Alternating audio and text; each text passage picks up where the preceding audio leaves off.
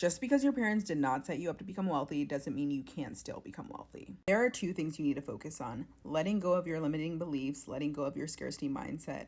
Rich people have an abundance mindset when it comes to money. And number two, you need to increase your proximity to wealth. There are two ways you can increase your proximity to wealth or wealthier individuals. Number one's a little bit harder. You can do this by going to an elite private school, prep school. Some people do this in high school, some people do it in college. Some people do this through sororities and fraternities when they're in college. A lot of Ivy Leagues often have these elite secret societies. It's like a guaranteed way to have a rich network. Now for the more accessible version. You can read books by successful individuals. You can understand how they built their businesses. You can understand how they built their career in order to set them up on the path to become wealthy. If you don't want to read books, you can listen to podcasts. I'm a really big fan of podcasts. I even created this whole Pretty Wealthy Woman playlist on Spotify. One of my favorite episodes on my Pretty Wealthy Woman playlist is this episode with Cody Sanchez on the Diary of a CEO podcast by Stephen Bartlett. Such an amazing podcast if you're looking to learn how to build wealth. I really like this episode because she is now a full-time entrepreneur, but she also spent about 10 to 15 years of her career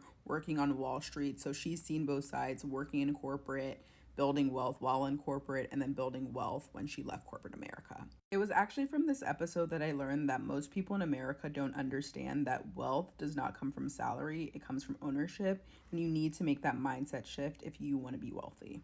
I love Cody's content because she really breaks down the different types of ownership.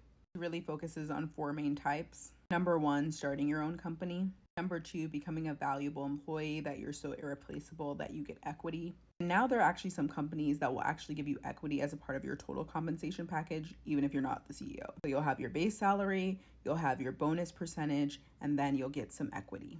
The third way Cody talks about building wealth is investing in a company. Fourth way that Cody recommends is buying a company. She's also a big fan of buying boring businesses like laundromats, vending machines that have demonstrated that they're very profitable.